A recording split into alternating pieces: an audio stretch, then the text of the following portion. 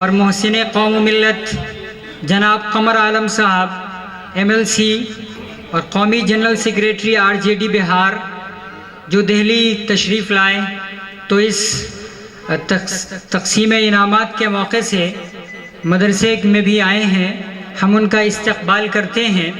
अब आइए प्रोग्राम का बाज़ाब्ता तौर पर आगाज़ करते हैं तिलावत कलाम पाक से।